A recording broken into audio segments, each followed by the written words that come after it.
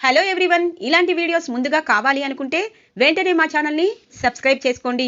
Upcoming రివ్యూలోకి వెళ్ళిపోదాం. Episode start అవ్వగానే రాజ్, కావ్య స్వప్నని ఇంటికి తీసుకుని వస్తారు కదా. స్వప్నని చూసిన రుద్రాని, రాహుల్ షాక్ అయిపోతారు. స్వప్న మాత్రం పరుగు పరుగున రాహుల్ దగ్గరికి వస్తుంది. రాహుల్, ఇప్పుడు ఎలా ఉన్నావు? నీకేమీ కాలేదు కదా అని అడుగుతుంది స్వప్న. రాహుల్ కూడా డ్రామాగా, స్వప్న నిన్ను చూస్తానని అస్సలు అనుకోలేదు. ఇంతకీ నిన్ను ఎవరు కిడ్నాప్ చేశారు అని అడుగుతారు రాహుల్. ఇంతలో రాజ్ చెప్తాడు, రాహుల్, స్వప్నని కిడ్నాప్ చేసింది ఎవరో కాదు, పెళ్లిలో స్వప్నని కిడ్నాప్ చేసిన ఆ కామరాజే మళ్ళీ కిడ్నాప్ చేశారు. స్వప్న వాళ్ళ అమ్మగారు అది తెలుసుకొని మాకు ఇన్ఫర్మేషన్ ఇచ్చారు. అందుకే స్వప్నని తీసుకుని వచ్చాము అని అంటారు రాజ్. రాజ్, వాణ్ణి నేను చంపేస్తాను, ఎక్కడ ఉన్నాడో చెప్పు అని అంటారు రాహుల్. కంగారు పడద్దు రాహుల్, వాణ్ణి మేము పోలీసులకి అప్పచెప్పి మరీ ఇక్కడికి వచ్చాము. పదే పదే స్వప్నని వాడు ఎందుకు కిడ్నాప్ చేస్తున్నాడు అన్నది ఖచ్చితంగా తెలుసుకుంటాము అని అంటారు రాజ్. ఇంతలో అపర్ణాదేవి అంటుంది, అప్పుడంటే స్వప్నకి పెళ్లి కాలేదు, ఇప్పుడు స్వప్న ప్రెగ్నెంట్, ఇప్పుడు కూడా పెళ్లి చేసుకోవాలని అనుకోవడమేంటి? ఇదంతా కావాలనే ఎవరో చేసినట్టు అనిపిస్తుంది నాన్న అని అంటుంది అపర్ణాదేవి. అవును వదినా, నాకు కూడా అలాగే అనిపిస్తుంది. ఈ స్వప్న, కనకం కలిసి నాటకాలు ఆడారు. ఈ తల్లి కూతుర్లు డబ్బు కోసం ఏదైనా చేస్తారు. లేకపోతే కనకానికే కరెక్ట్గా స్వప్న ఎక్కడుంది అన్నది తెలియడమేంటి అని అంటుంది రుద్రాణి. రుద్రాణి గారు, ఇంకొక మాట మాట్లాడినా నేనంటే ఏంటి అన్నది మీకు ఈరోజు తెలుస్తుంది. ఏమంటున్నారు? మా అక్క, మా అమ్మ కలిసి నాటకాలు ఆడారా? ఎవరు నాటకాలు ఆడారు అన్నది పోలీసులు ఖచ్చితంగా తెలుసుకుంటారు. నిన్నటిదాకా స్పృహలో లేని రాహుల్ ఇప్పుడు నించొని మాట్లాడుతున్నారు అంటే ఎవరు నాటకాలు ఆడుతున్నారో క్లియర్గా అర్థమవుతుంది అని అంటుంది కావ్య. అంటే ఇదంతా నా కొడుకు చేశాడని అంటున్నావా అనగానే, పుచ్చకాయలు దొంగ అంటే భుజాలు తడుపుకోకండి రుద్రాణి గారు. పోలీసులు ఇదిగో ఇప్పుడు జరుగుతున్న వినాయక ప్రతిమల దొంగతనం, మా అక్క కిడ్నాపు, వీటన్నిటి వెనకాల ఎవరు ఉన్నారు అన్న సంగతి ఖచ్చితంగా తెలుసుకుని మాకు చెప్తామన్నారు. అప్పుడు మీరు కూడా మాతో పాటు వినండి. ఇంకొకసారి మా అమ్మ గురించి నోరు జారితే పెద్దవారని కూడా చూడను అని చెప్పి కావ్య అక్కడి నుండి వెళ్ళిపోతుంది. అత్త, చాలాసార్లు నీకు చెప్పాను, ఒక్కసారి ఏదో తప్పు చేశారని జన్మంతా వాళ్ళు తప్పు చేశారని మీరు అంటే బాగోదక్తా. వాళ్ళు కష్టపడి వినాయక విగ్రహాల్ని తయారు చేసి వాళ్ళ ఇంటి అప్పుని తీర్చుకోబోతున్నారు. ఒక ఆడపిల్ల జీవితాన్ని పనంగా పెట్టి డబ్బులు సంపాదించాలని అనుకుంటున్నారని నువ్వనడం తప్పు అత్తా. ఇలాంటి మాటలు అనేటప్పుడు మనకి ఒక ఆడపిల్ల ఉందని గుర్తు చేసుకో అత్తా. 2 రోజుల్లో ఇన్స్పెక్టర్ అన్ని నిజాలు తెలుసుకొని ఇంటికి వచ్చి చెప్తానన్నారు. అప్పటిదాకా దీని గురించి ఎవ్వరూ మాట్లాడకూడదు అని చెప్పి రాజ్ కూడా పైకి వెళ్ళిపోతారు. అమ్మ స్వప్న, రాహుల్ని నీ రూమ్లోకి తీసుకువెళ్ళు. ఇంకొకసారి ఇలా మాకు చెప్పకుండా హనీమూన్కి బయటికి వెళ్ళకూడదు. జరగరానిది ఏదైనా జరిగితే ఏం జరుగుతుందో నీకు తెలుసు కదా అని అంటారు ఇందిరాదేవి. తప్పకుండా అమ్మమ్మగారు, నన్ను క్షమించండి అని చెప్పి స్వప్న తన రూమ్లోకి రాహుల్ని నడుచుకుంటూ తీసుకుని వెళ్తుంది. రుద్రాణి కూడా వెళ్ళబోతూ ఉంటే, ఆగు రుద్రాణి అని అంటారు సుభాష్. నా కోడలి కావ్యని, తన పుట్టింటి వారిని ఇంకొకసారి తక్కువ చేసి మాట్లాడితే నువ్వు, రాహుల్, స్వప్న ముగ్గురు బయటికి వెళ్ళిపోతారు అని అంటారు సుభాష్. అన్నయ్య, నిన్న వచ్చిన కోడల కోసం చెల్లిని బయటికి పంపిస్తావా అని అంటుంది రుద్రాణి. నువ్వు చెల్లిలా లేవు, ఈ ఇంటికి పట్టిన దరిద్రంలా అనిపిస్తుంది.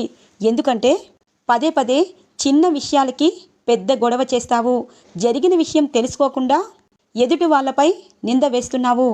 చాలాసార్లు నీకు చెప్పి చూస్తున్నాము, కానీ నీ పద్ధతి మార్చుకోవటం లేదు. ఇంకొకసారి రిపీట్ అయితే ఖచ్చితంగా మీరు బయటికి వెళ్తారు అని చెప్పి సుభాష్ అక్కడి నుండి కోపంగా వెళ్ళిపోతారు. ఈవినింగ్ అవుతుంది. ఇక అందరూ డైనింగ్ టేబుల్ దగ్గరికి వస్తారు. కావ్య అందరికీ వడ్డిస్తూ ఉంటుంది. కావ్యని చూసిన స్వప్న, అమ్మో, ఈ కావ్య, రాజ్ లేకపోతే వీళ్ళందరితో ఇలా భోజనం చేసే రోజు ఒకటి వస్తుందని అనుకోవడానికే లేదు. ఎందుకంటే ఇదంతా ఎవరు చేశారు అన్నది నాకే తెలుసు. అప్పుడు రాహుల్ ఇదిగో ఈ కామరాజుగాన్నే నన్ను కిడ్నాప్ చేయమని చెప్పాడు. ఇప్పుడు కూడా రాహులే అది చేయించాడని నేను గట్టిగా నమ్ముతున్నాను. అదే విషయం రాజ్ కావ్యకి ఈ ఇంట్లో వారికి తెలిస్తే రాహుల్తో సహా నన్ను కూడా గెంటేస్తారు. అందుకే నిజం తెలిసినా కూడా సైలెంట్గా ఉన్నాను అని మనసులో అనుకుంటుంది స్వప్న. ఇంతలో అమ్మమ్మగారు అంటారు, రాజ్ కావ్య, రేపు వినాయక చవితి పండుగ. ఈ రోజుతో మనకున్న సమస్యలన్నీ పోయి రేపటి నుండి మంచి రోజులు రావాలని కోరుకుందాం. అందరి మనసుల్లో ఉన్న బాధ పోయి సంతోషంగా వినాయక చవితి పండుగ జరుపుకుందాం అని అంటారు ఇందిరాదేవి. అవునత్తయ్య, రోజు ఏదో ఒక సమస్య ఇంట్లో జరుగుతూనే ఉంది. ఇక వినాయక చవితి అయిపోతే ఖచ్చితంగా మన ఇంటికి పట్టిన విఘ్నాలన్నీ తొలగిపోతాయి. రేపు అందరం కలిసి వినాయక చవితి వేడుక చక్కగా జరుపుకోవాలి అని అంటుంది అపర్ణాదేవి. అపర్ణ, ఈసారి నీకు వచ్చిన పిండి వంటలు వినాయక చవితి ఎలా చెయ్యాలి అన్నది నీ కోడలు కావ్యకి నువ్వే చెప్పబోతున్నావు. దగ్గరుండి నీ కోడలితో వినాయక చవితి పండుగ చేయిస్తున్నావు అనగానే సరే అత్తయ్య అని అంటుంది అపర్ణాదేవి. ఇక కావ్య అపర్ణాదేవి వైపు చూస్తూ సంతోషంగా, ఆయన నా విషయంలో చాలా మారిపోయారు. అత్తయ్య కూడా మారిపోతే ఇక నా మనసులో ఉన్న బాధ తీరుతుంది. అత్తయ్య మంచివారే, కానీ అత్తయ్య ఒక్కొక్కసారి తన బిడ్డ తనకే కావాలని కోరుకుంటారు. ఆ కోరికలో తప్పు లేదు, కానీ కోడలిది కూడా మనసు ఉందని తను గుర్తిస్తే చాలు అని చెప్పి మనసులో అనుకుంటుంది కావ్య. తెల్లగా తెల్లవారుతుంది. దుగ్గిరాల ఇంట్లో వినాయక చవితి పండుగ సందడి మొదలైపోతుంది. అందరూ చక్కగా పట్టుబట్టలు కట్టుకొని వినాయక చవితి పండుగకి రెడీ అయిపోతారు. ఇక అపర్ణాదేవి దగ్గరుండి మరి కావ్యకి వినాయక చవితికి కావలసిన పిండి వంటలన్నీ నేర్పిస్తుంది. ఉండ్రాలు, కుడుములు, మోదుగలు ఇలా 11 రకాల పిండి వంటల్ని దగ్గరుండి మరి వినాయక చవితికి చేయిస్తుంది అపర్ణాదేవి. కావ్యకైతే చాలా సంతోషంగా అనిపిస్తుంది. అత్తయ్య ఈరోజు నాతో కలిసిపోయి మరి వినాయక చవితి పిండి వంటలు చేయిస్తున్నారు.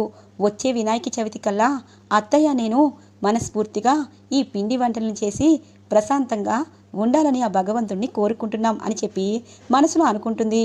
ఇంతలో తాతగారు అంటారు, అమ్మా కావ్య, రాజ్ వినాయకుడి ప్రతిమని తీసుకొచ్చి ఈ మండపంలో మీరే కూర్చోబెట్టాలి అనగానే సరే తాతయ్య గారు అని చెప్పి కావ్య, రాజ్ ఇక అందరూ కలిసి వినాయక చవితి దగ్గరికి వెళ్ళి గార్డెన్లో ఉన్న వినాయక ప్రతిమని జై బోలో గణపతి మహారాజుకి జై అని కేకలు వేస్తూ తీసుకుని వస్తారు. అపర్ణాదేవికైతే చాలా హ్యాపీగా అనిపిస్తుంది. ఇంట్లో వాళ్ళందరూ ఇక ఆ గణపతిని చూసి చాలా సంతోషపడుతూ ఉంటారు. కావ్య, రాజిక ఇంట్లో వినాయక చవితి మండపాన్ని ఏర్పాటు చేసి దానిలో వినాయక విగ్రహాన్ని కూర్చోపెడతారు. ఇక 11 రకాల వినాయక చవితి పిండి వంటల్ని ఇక వినాయక ముందు ఉంచి గణపతికి పాట పాడుతుంది కావ్య. వినాయక వ్రతం అలాగే వినాయకుని కథ ఇలా అన్నీ చదివి నెత్తి మీద అక్షింతలు వేసుకుని వినాయక చవితి పండుగ పూర్తి చేస్తుంది కావ్య. ఇక కావ్యతో పాటు అందరూ వినాయకునికి హారతి పాట పాడుతారు. ఇక అమ్మమ్మగారు అంటారు, వినాయక చవితి పండుగ చక్కగా పూర్తి చేశాము. వినాయకుడంటే విఘ్నాలు తొలగించే వినాయకుడు అంటారు. అందుకే మన మనసులో ఉన్న కోరికని చిట్టీల రూపంలో రాసి వినాయకుని ముందు ఉంచాలి. ఇక 3వ రోజు వినాయక నిమగ్నం రోజు వాటిని కూడా మనం వినాయకుడితో పాటు నిమగ్నం చేయాలి. నిమగ్నం చేస్తే మనకున్న కోరికలు ఖచ్చితంగా ఆ విఘ్నేశ్వరుడు తీరుస్తాడు అని అంటారు ఇందిరాదేవి. ఇక అందరూ చిట్టీలు రాస్తూ ఉంటారు.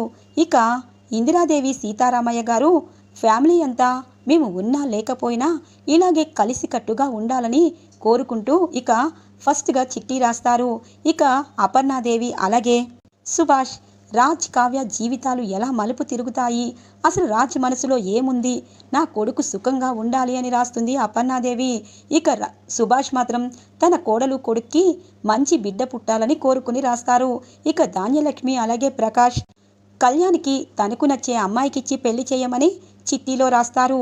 ఇక రాహుల్ మాత్రం తనకి స్వప్న వద్దు, స్వప్నని దూరం చెయ్యి స్వామి అని చెప్పి రాస్తారు చీటీలో.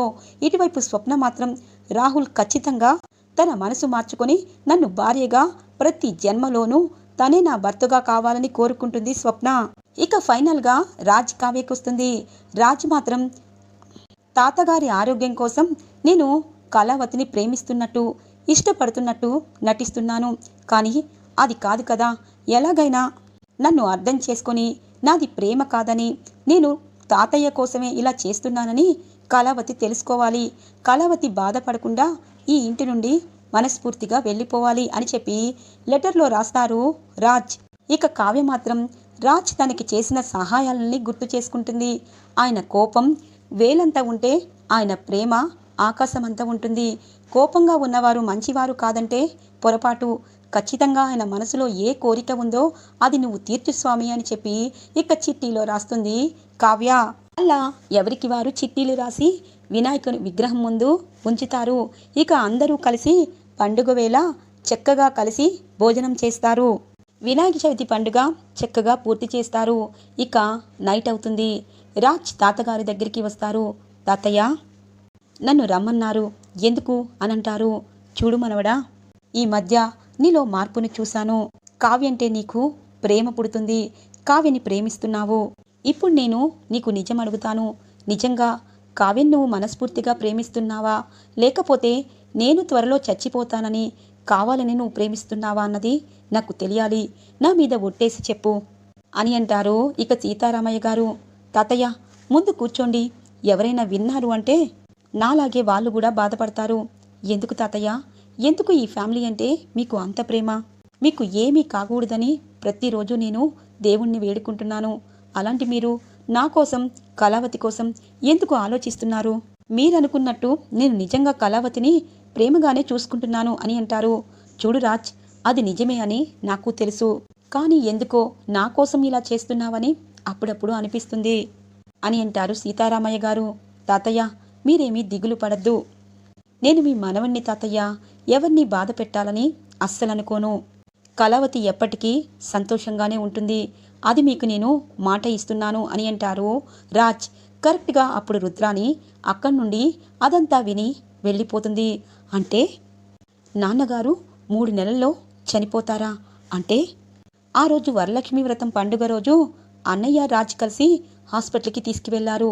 ఖచ్చితంగా అక్కడ ఏదో జరిగినట్టుంది. అప్పటి నుండే రాజ్ని గమనిస్తే ఖచ్చితంగా రాజులో మార్పు వచ్చింది. అంటే తనకి కావ్య అంటే ఇష్టం లేదు. నాన్న చనిపోతారని ఇష్టం ఉన్నట్టు నటిస్తున్నాడు. ఆహా, ఇది చాలు. ఆ కావ్యకి తగిన శాస్తి జరిగింది. అంటే 3 నెలల తర్వాత శాశ్వతంగా పుట్టింటికి వెళ్తుందన్నమాట. ఈలోపే ఈ విషయం ఎవ్వరికీ తెలియకుండా రాజ్ జాగ్రత్త పడుతున్నాడు. రాజ్ జాగ్రత్త పడితే ఎలా? అటువైపు కావ్య నిజమైన ప్రేమే అని నమ్మించి రాజుని తన వైపు తిప్పుకుంటుంది. ఖచ్చితంగా రాజులో ప్రేమని పుట్టిస్తుంది. అదే ఈ విషయం తెలిస్తే ఖచ్చితంగా రాజ్ చేసిన ప్రతి పని నటనగానే చూస్తుంది. రాజ్ని ఈ జన్మలో క్షమించదు. రుద్రాని ఇప్పటిదాకా అపర్ణ వదిన ఇటువైపు రాజ్ వైపు నుండి నరుక్కుని వచ్చావు. అబ్బా, ఇప్పుడు కావ్య వైపు నుండి నరుక్కుని వస్తే ప్రాబ్లం సాల్వ్ అవుతుంది. కావ్య ఇంటి నుండి బయటికి వెళ్ళిపోతుంది. నాన్న 3 నెలల్లో చనిపోతారు అని తెలుసు. ముందే చనిపోయినా నో ప్రాబ్లం. నా కొడుకు గురించి నిజం తెలిసేసరికి ఈ కావ్య బయటికి వెళ్ళాలి. తరువాత స్వప్నని నేనే స్వయంగా బయటికి గెంటేస్తాను అని చెప్పి ఇక రుద్రాని కావ్యకి అసలు నిజం చెప్పాలని నిర్ణయానికి వస్తుంది. ఇది ఇలా ఉండగా వినాయక ప్రతిమ వచ్చి 3 రోజులు అవుతుంది. 3 రోజులు ఘనంగా వినాయక చవితి పండుగ చేసుకుని నిమగ్నం చేయడానికి అందరూ ఇక రంగులు పూసుకుంటూ దుగ్గిరాల ఫ్యామిలీ చెరువు దగ్గరికి వచ్చి వినాయక ప్రతిమని నిమగ్నం చేస్తారు.